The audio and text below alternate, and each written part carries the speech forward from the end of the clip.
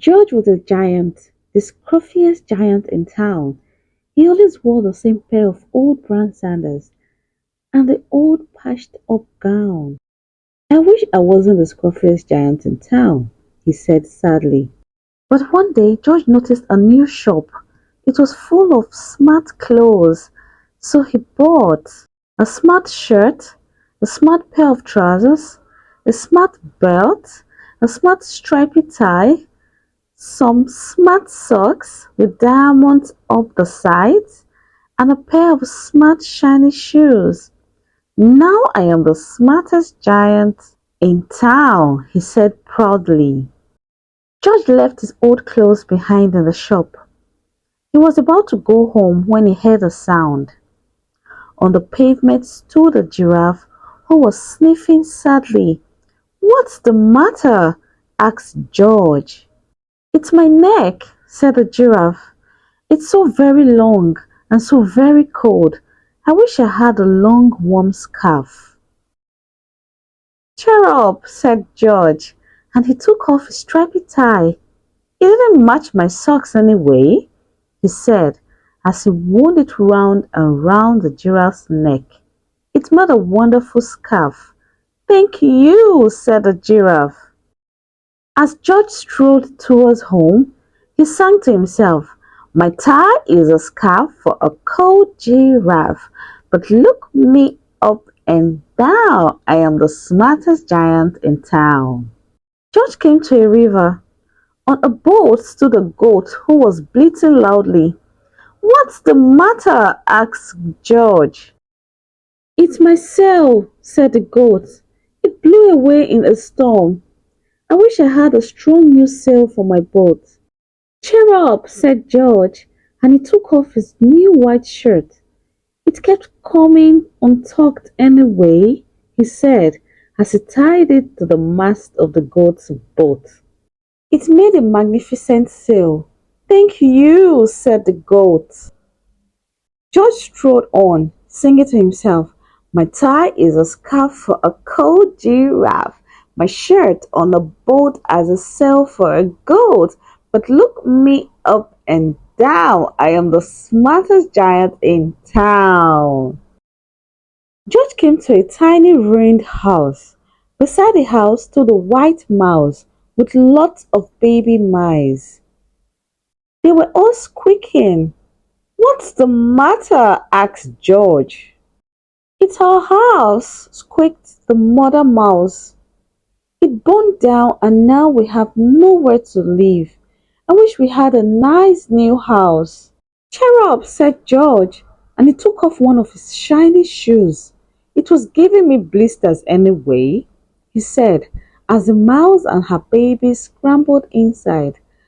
The shoe made a perfect home for them. "Thank you," they squeaked. George had to hop along the road now, but he didn't mind. As he hopped, he sang to himself, "My tie is a scarf for a cold giraffe. My shirt on a boat as a sail for a goat. My shoe is a house for a little white mouse. But look me up and down, I am the smartest giant in town." George came to a campsite. Beside the tent stood a fox, who was crying. "What's the matter?" asked George. "It's my sleeping bag," said Fox. "I dropped it in a puddle. I wish I had a warm, dry sleeping bag." "Cheer up," said George, and he took off one of his socks with diamonds up the sides. "It was tickling my toes anyways," he said, as the fox snuggled into it. "It was a new, fine sleeping bag." "Thank you," said the fox. George hopped on, singing to himself, "My tie is a scarf for a cold giraffe. My shirt on the boat as a sail for a goat. My shoe is a house for a little white mouse. One of my socks is a bed for a fox. But look at me up and down, I am the smartest giant in town." George came to a big squatchy bog. Beside the bog stood a dog, who was howling. "What's the matter?" asked George. "It's this bog," said the dog. "I need to get across, but I kept getting stuck in the mud. I wish there was a safe, dry path." "Cheer up," said George, and he took off his smart new belt. "It was scratching my tummy anyway," he said, as he laid it down over the bog. "It made an excellent path." "Thank you," said the dog. The wind started to blow, but George didn't mind. He hopped on singing to himself. "My tie is a scarf for a cold giraffe. My shirt on the boat as a sail for a goat. My shoe is a house for a little white mouse. One of my socks is a bed for a fox. My belt helped a dog who was crossing a bog. But my trousers are falling down. I am the coldest giant in town."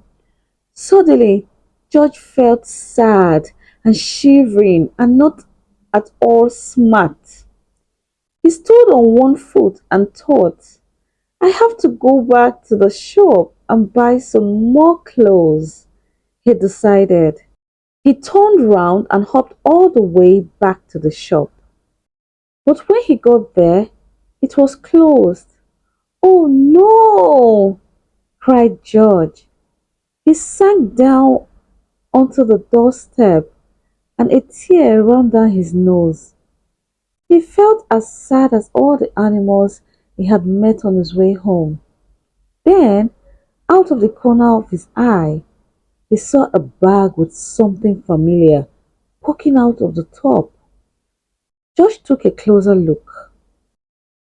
"My gown!" he yelled. "My dear old gown and sandals." George put them on. They felt wonderfully comfortable.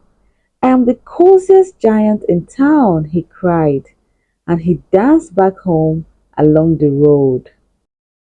Outside his front door stood all the animals he had helped. They were carrying an enormous present. "Come on, George," they said. "Open it." George untied the ribbon. Inside was a beautiful gold paper crown and a card. "Look inside the card, George," said the animals. George put the crown on his head and opened the card. Inside it said, "Your tie is a scarf for a cold giraffe. Your shirt on a boat as a sail for a goat. Your shoe is a house for a little white mouse. One of your socks is a bed for a fox. Your belt helped a dog who was crossing a bog. So here is a very fine crown to go with the sandals and gown of the kindest giant in town."